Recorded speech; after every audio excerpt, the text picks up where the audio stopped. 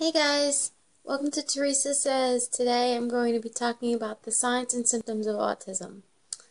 So I know it's been later than a week since I've done a vlog, and I'm sorry I got caught up with all sorts of stuff here, so here's the newest vlog.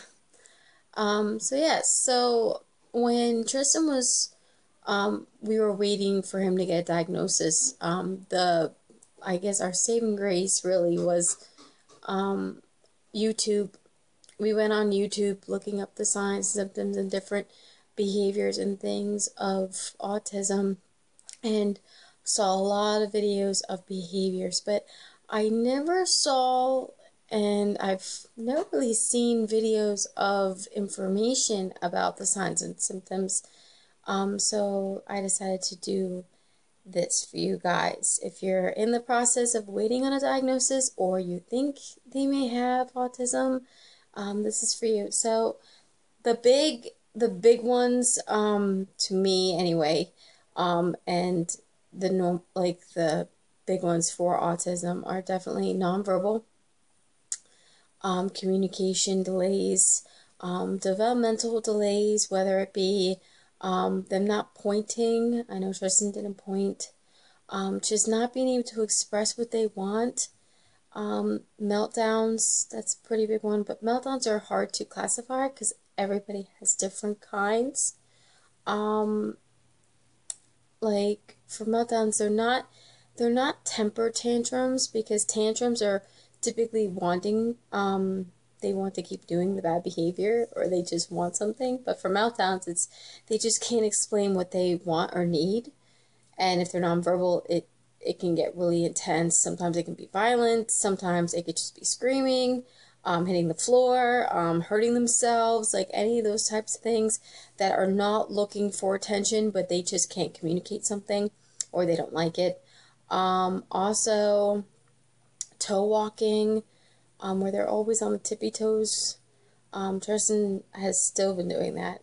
With his braces, he's definitely come off of his toes, but it's a sensory thing. So when he gets excited, he's on his toes.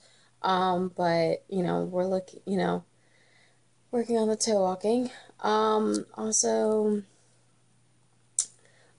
actually, let me look at my paper. Oh yeah.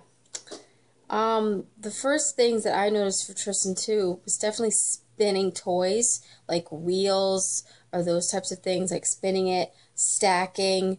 I could be stacking on top, just in a row, or lining it up, or stacking it in a row. Even when they're littler, like Cheerios, those types of things, like the first things that they do, they line them up. Stacking could be high, it could be low, anything that's like related to stacking. Flapping, Tristan flaps when he's happy and excited, but he used to flap all the time. Now it's because he's happy. You could typically tell that when he's flapping, he's pretty happy. No eye contact, it's a big one.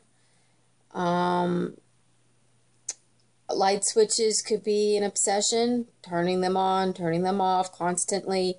You just can't get him from stopping from doing light switches. It would, if they go into a room, they would have to turn them on and off. Tristan used to do that.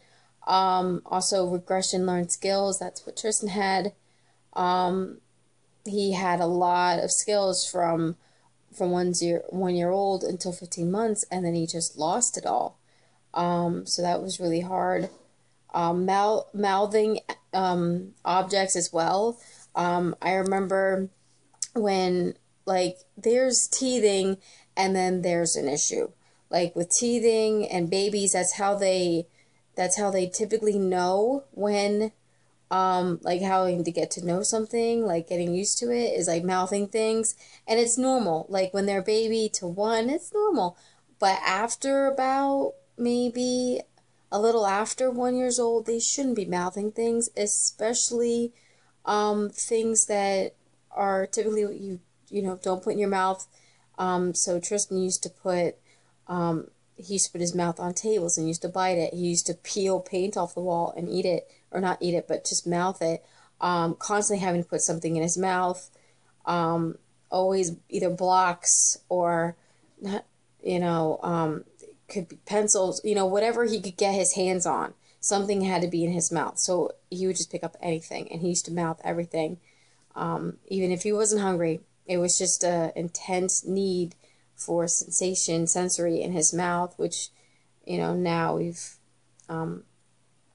definitely has lessened over the years. But the mouthing, past 1 or a year and a half, they really shouldn't be mouthing objects, unless of course they're getting teeth. But typically by that time, it's an issue that you should know about. Also, that's basically a lot of the signs of autism. And if your children or somebody that has children that are experiencing these things or doing these things, I would definitely contact your pediatrician or developmental pediatrician, because these are the pretty intense signs of autism. Yes, some kids just do these at times, but if it's like an obsession or they just can't stop or you can't stop them, I would definitely contact somebody. And, you don't have to feel alone and you don't have to feel afraid. These are pretty well brought signs, but also kids that are older as well that have high functioning autism are harder to diagnose because you don't know until they're in school for social like conversations between peers and friends, and that's a really hard thing. But all around on the spectrum, these are pretty good indications of, hey, maybe we should call somebody. So yes, so hopefully that helps. And thanks again for watching. Have a great day. Bye.